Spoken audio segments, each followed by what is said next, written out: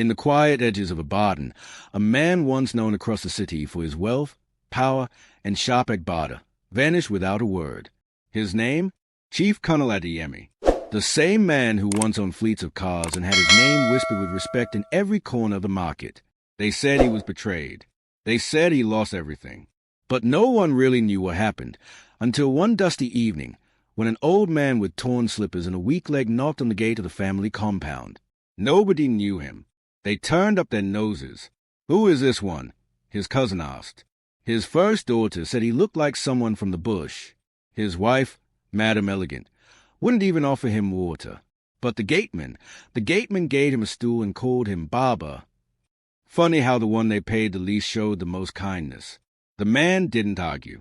He just sat and watched. He listened. Days passed. He swept the compound. He fetched water. He heard them talking behind closed doors about how Chief Colonel was a failure, about how they had moved on, how the old fool must be dead in the gutters somewhere.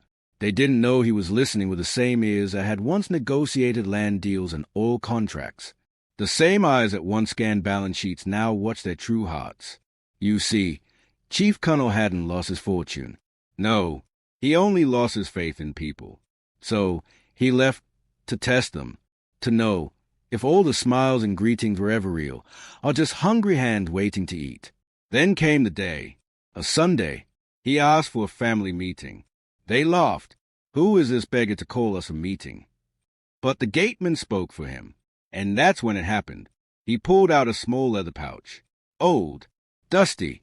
Inside, documents, property titles, bank slips, pictures, and finally, the ID card, the real one. Chief Colonel Adeyemi. Silence. His daughter dropped her glass. His brother tried to kneel. His wife fainted.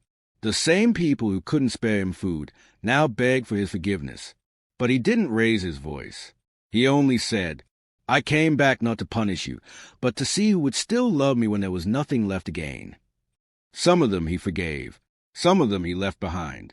But the gateman is now the personal assistant to the chief. Living in the boys' quarters? Never again. Stories like this, they aren't just stories. They are mirrors. Look closely. What would you do if your father came back wearing rags? Would you recognize his heart or judge his clothes? Let's talk in the comments. I'll be there. And tell me, who in this story surprised you the most? What happens when those who failed your heart try to earn back your wealth? Days after the big reveal in Ibadan, the Adeyemi family compound was no longer the same. The air felt different. Respect now dripped from every corner. But it was too late.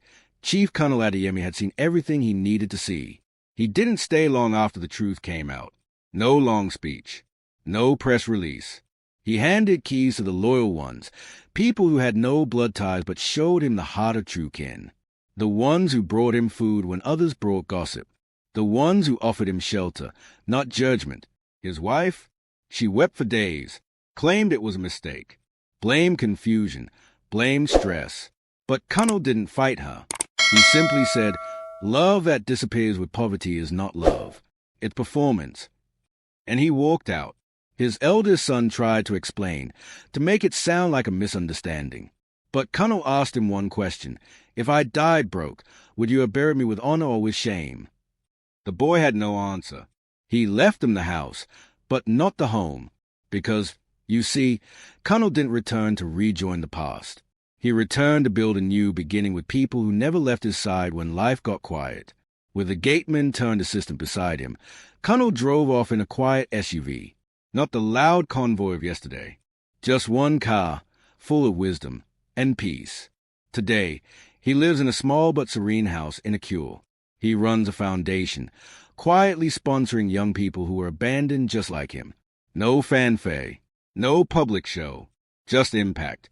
Every December, he visits the old compound, not to speak, but to look. And every time he looks, the lesson becomes clearer. Test the heart before you trust the hands.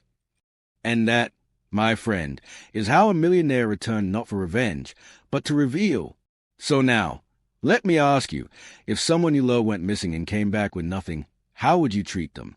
Let's talk in the comments. I'll be reading every word. And if this story touched something in you, don't just scroll. Share your own lessons. Someone else might need it.